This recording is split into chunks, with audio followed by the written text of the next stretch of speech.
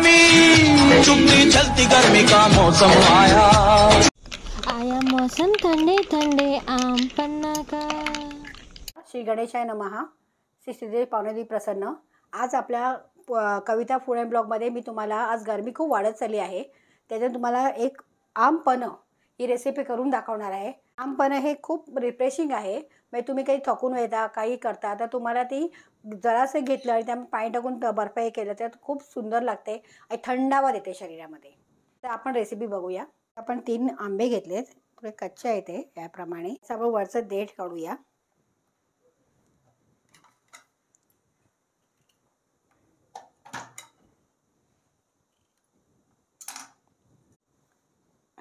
त्यात थोडं पाणी टाकूया।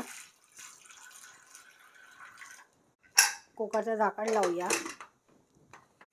आता कुकर गॅसवर ठेवला आहे। आता 6 शिट्या होईपर्यंत आपण शिटी मारून घेणार आहोत। आपले आंबे आपण कुकरमधून काढलेले आहेत। आता याचा आपण साल काढूया। बऱ्यापैकी थंडे झालेत, साल काढून घेऊया आपण।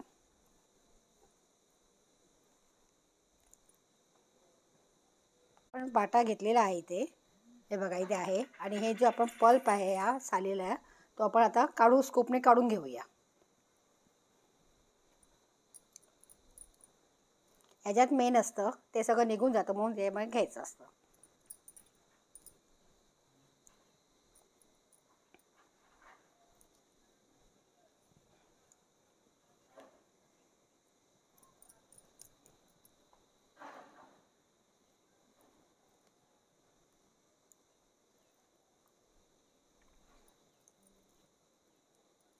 आता आपण सगळं काढून घेतलेलं आहे पल्प, हे बघा असा पूर्ण पल्प काढून घ्यायचा चमच्याने।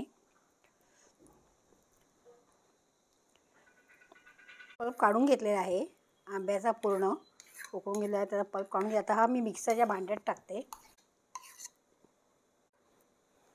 हा सगळा पल्प मी काढून घेते। पुदिना टाकूया थोडा।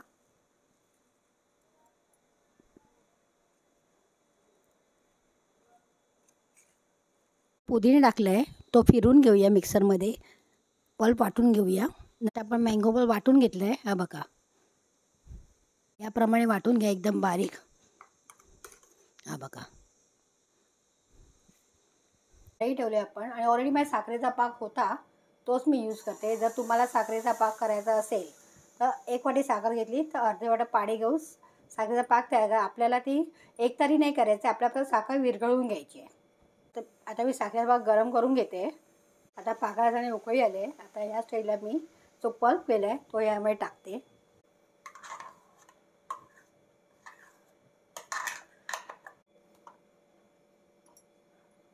आता आपण मिक्स करून घेऊया सगळं साखरेच्या पाकामध्ये। आता आपण पल्प शिजवून घेऊया व्यवस्थित। ऑलरेडी शिजलेला आहे पल्प। आता आपण आपला पल्प शिजलेला आहे चांगला, ऑलरेडी आपण शिजवून घेतले होते। आता या स्टेजला आपण जिरा पावडर टाकूया, अर्धा चमचा। वेलची पावडर टाकली मी,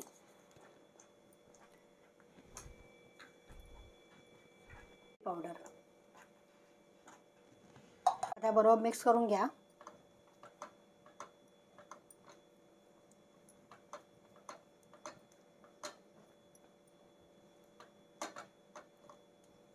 आता आपल्याला कलरसाठी ऑप्शन आहे, म्हणजे तुम्हाला टाकायचं टाका नाही तर नाही टाकलं तरी चालेल।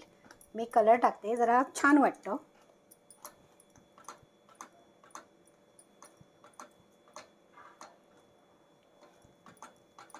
आपला तयार झाला। मी गॅस बंद करते।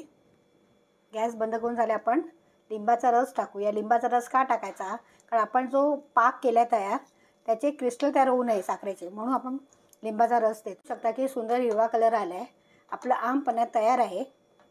आता कैरीला कसा कलर असतो हिरवा, तसा मी हिरवा कलर आलेला आहे की सुंदर वाटते ना आम पण। आता आपण आमपण बनवूया। त्यामुळे टाकूया बर्फ, आधी पीस टाकूया। आता मी इथे पीस टाकलेत बर्फाचे, 4 पीस टाकलेत। त्या आंब्याचा पल्प टाकूया।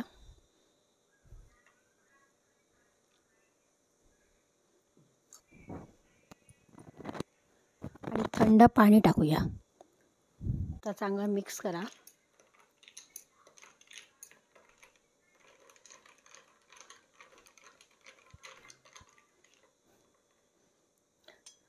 त्यावर आपण पुदिना घेऊया.